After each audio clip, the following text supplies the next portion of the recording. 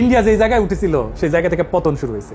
আর ইন্ডিয়ার পতন বা শক্তি ক্ষয় মানে আমাদের মাথার উপর থেকে দাদাগিরির খায়েশ দুর্বল হওয়া। ইন্ডিয়া অভিযোগ হয়েছে যে পাকিস্তানের গোয়েন্দা সংস্থা আইএসআই বহু বছর ধরে আন্ডারওয়ার্ল্ড ডন দাউদ ইব্রাহিমের অপরাধ সাম্রাজ্যকে নিজেদের হাতিয়ার হিসেবে ব্যবহার করতেছে।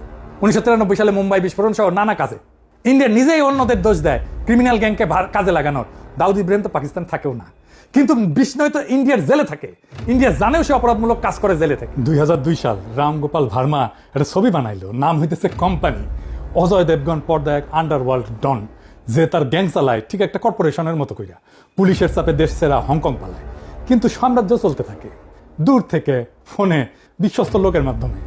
ছবির সবচেয়ে বিখ্যাত সংলাপ, সব গান্দা হয় পর ধান্দা হয়, সবই নোংরা, কিন্তু এটাই তো ব্যবসা। গ্যাং এইখানে আর নিছক গুন্ডার দল না, একটা সীমান্তহীন এন্টারপ্রাইজ। বৈধ আর অবৈধ সীমানা মুছে যায়, খুন চাঁদাবাজি সব ধান্দা, সব ব্যবসা। হিন্দি সিনেমা দশকের পর দশক আমাদের এই গল্প দেখাইছে। জেলের ভেতর থেকে কিংবা বিদেশ থেকে ডন তার সাম্রাজ্য চালায়। আমরা ভাবছি এটা তো সিনেমা, অতিরঞ্জন। না, ঠিক একই ঘটনা ঘটিছে ইন্ডিয়াতে। আর এই কাজ করতে গিয়া ইন্ডিয়ান মাফিয়ারা পাড়া দিছে আমেরিকার লেজে। আর বাইর হয়ে আসছে এক ভয়ঙ্কর আন্তর্জাতিক মাফিয়ার খবর। আর এফবিআই একে একে ভাঙ্গা দিতেছে এই চক্র। আসেন গল্পটা শুনি। 2026 সাল, আহমেদাবাদের সবরমতী সেন্ট্রাল জেল, ভারতের অন্যতম সর্বোচ্চ নিরাপত্তা কারাগার। এক বন্দী সলিটারি কনফাইনমেন্টে একা একা থাকে। 24 ঘন্টা সিসিটিভি নজরদারিতে, নামে 50টার বেশি মামলা, কাগজে কলমে বাইরের দুনিয়ার সঙ্গে তার কোনো যোগাযোগই নাই, থাকার কথাই না। অথচ এই বছর জানুয়ারিতে এই সেল থেকে একটা এনক্রিপ্টেড হোয়াটসঅ্যাপ বার্তা পৌঁছায় 7 সমুদ্র পারে লস অ্যাঞ্জেলসে।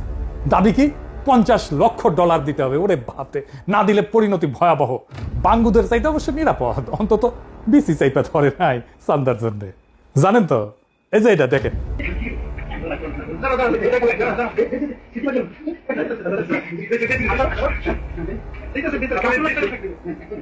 এবার ভুক্তভোগীর বক্তব্য শোনেন।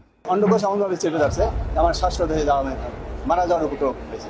এটা যুবদল নেতা, কিন্তু যুবদলের পরিচয় দিলে কিন্তু বিসি সামলায় চলতে হবে। যাই হোক, সিনেমায় ফিরে আসি। না, ওই ইন্ডিয়ার জেলে ফিরে আসি। পর্দার সেই কোম্পানি আর কল্পনা না। ভার্মা যেটাকে রূপক হিসেবে আঁকছিলেন, অপরাধ একটা সীমান্তহীন কর্পোরেশন, জেল বা দূরত্ব যার কাছে কোনো বাধা না, সেটা এখন 3 মহাদেশে ছড়ানো একটা সত্যিকারের এন্টারপ্রাইজ। সিনেমার বাস্তবের মাঝখানে পর্দাটা ছিঁড়ে গেছে। ইন্ডিয়া এখন এই প্রশ্নের মুখে, একজন মানুষ যে রাষ্ট্রের সবচেয়ে সুরক্ষিত খাঁচায় বন্দী, সে কিভাবে 3টা মহাদেশ জুড়ে এই সাম্রাজ্য চালায় অপরাধের। আর এটা ধরলো কে? ইন্ডিয়ার কোনো সংস্থা না, ধরলো আমেরিকার এফবিআই। একেবারে গোড়া থেকে গল্পটা শুরু করি। 7 জুলাই 2026 সুদূর আমেরিকার লস অ্যাঞ্জেলস শহরে সেদিন একটা সংবাদ সম্মেলন ডাকলো মার্কিন বিচার বিভাগ, যাকে ইংরেজিতে বলে ডিপার্টমেন্ট অফ জাস্টিস। আপনারা জানেন, মানে আমাদের দেশের আইন মন্ত্রণালয় আর অ্যাটর্নি জেনারেলের দপ্তর মিলায় যা অনেকটা সেরকম জিনিস আর কি। তারা ঘোষণা দিল একটা বিশাল অভিযানের নাম তারা রাখছে অপারেশন হার্ড বল। কেন? কারণ মার্কিন আদালতে 3টা আলাদা অভিযোগপত্র জমা পড়ছে। ইংরেজির যাকে কয় ইনডেক্টমেন্ট, ইংরেজি যেহেতু কয়েছে ঠিকই কইছে, তাই না? তো এমন 3টা অভিযোগপত্রের নাম উঠছে মোট 37 জনের। আর তাদের মধ্যে 24 জনকে ইতিমধ্যে গ্রেপ্তার করা হয়েছে। কেউ আমেরিকায়, কেউ কানাডায়, একজন শুধু স্পেনে।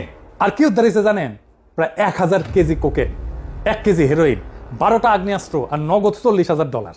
এখন নিশ্চয়ই বুঝতে পারতেছেন, এটা কোনো সিসকে চোর বাটপারের দল না। এই অভিযানের নিশানা কারা? মার্কিন কর্তৃপক্ষ বলছে 3টা সংঘবদ্ধ অপরাধী চক্র, যাদের শিকড় ইন্ডিয়া, ভারতে। তো এই 3টা চক্র কারা? 1 নাম্বার আর সবচেয়ে বড় নাম হইতেছে লরেন্স বিষ্ণই সিন্ডিকেট।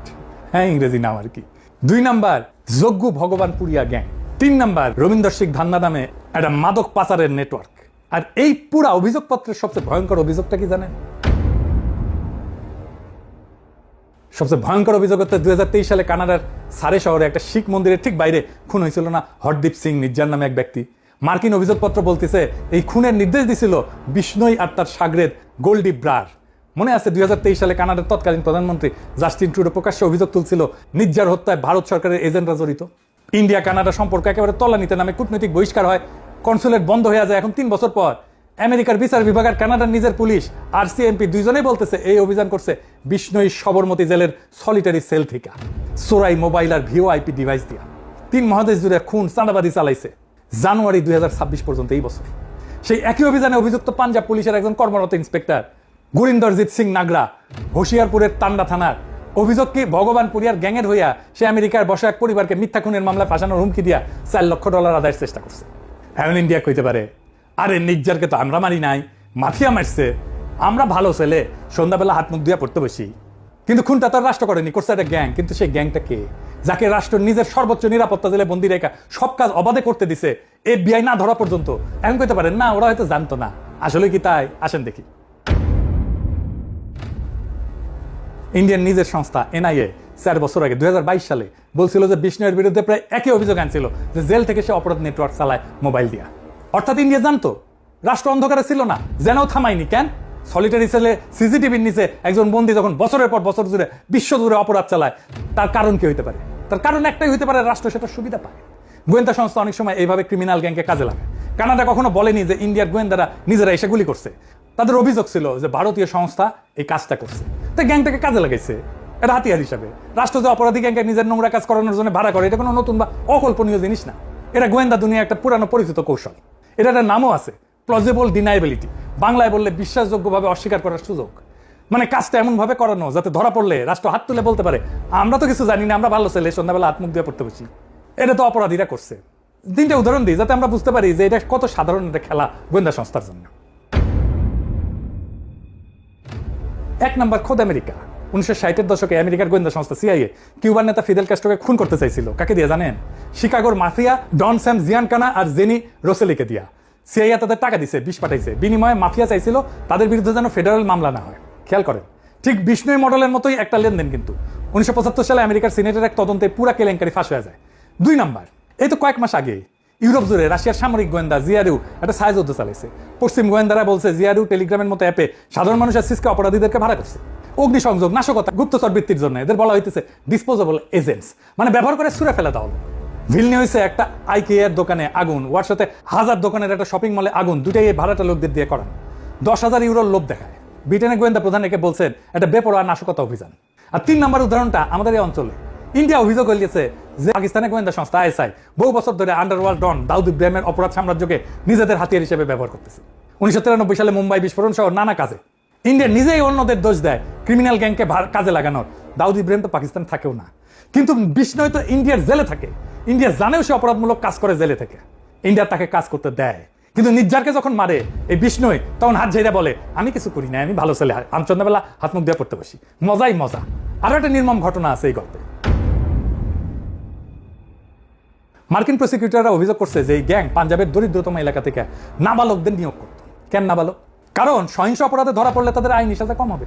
টাকা, খ্যাতি আর সুরক্ষার লোভ দেখায় তাই না আনা হয়তো এই বাচ্চাদেরকে, তারপর সামান্য পারিশ্রমিক দিয়ে ব্যবহার করা হতো। এটা নিছক গ্যাংস্টার গল্প না, এটা প্রান্তিক জনগোষ্ঠীর তরুণদেরকে একটা অর্গানাইজ শোষণ। যে নাবালকদের রাষ্ট্রের সুরক্ষা এবং সুযোগ পাওয়ার কথা ছিল, তারাই হয়ে ওঠে আন্তর্জাতিক অপরাধ অর্থনীতির সবচেয়ে সস্তা, সবচেয়ে খরচযোগ্য কাঁচামাল।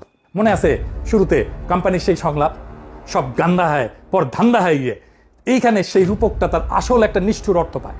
একটা সীমান্তহীন এন্টারপ্রাইজের অঞ্চল ভিত্তিক ম্যানেজার, মুনাফার ভাগাভাগি, সস্তা সমেত সাপ্লাই চেন।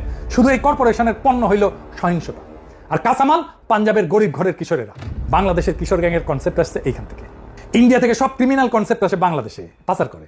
এই যে ডায়াগনস্টিক সেন্টার থেকে যে ডাক্তারদের কমিশন দেওয়ার সিস্টেম, এটা ইন্ডিয়া থেকে আসছে। ফার্মাসিউটিক্যাল কোম্পানির ডাক্তারদের মাসোয়ারা দেওয়া, প্রেসক্রিপশন লেখার বিনিময়ে, প্রোডাক্ট লেখার বিনিময়ে, এই সিস্টেম ইন্ডিয়া থেকে আসছে। এই কিশোর গ্যাংয়ের কনসেপ্টও আসছে ইন্ডিয়া থেকে। আর এই সিন্ডিকেট আজকে ছড়ায় আছে Canada, America, Britain, Europe, Australia, New Zealand পর্যন্ত। এদের সদস্য সংখ্যা কত জানেন? 7 থেকে 800। এই 2026-এ পর্তুগালে ইন্ডিয়ান নাগরিকের উপর গুলি বর্ষণের দায় স্বীকার করছে এই গ্যাং। আন্তর্জাতিক বিশ্লেষকরা বলছে এই প্রথমবার একটা ভারতীয় সংগঠিত অপরাধ চক্রকে পশ্চিমা সরকারগুলো নিছক অপরাধ না, একটা ট্রান্সন্যাশনাল নিরাপত্তা হুমকি হিসেবে দেখতেছে। ইন্ডিয়ান সংগঠিত অপরাধ এখন আর শুধু ইন্ডিয়ান আভ্যন্তরীণ সমস্যা না, এটা একটা বৈশ্বিক সমস্যা।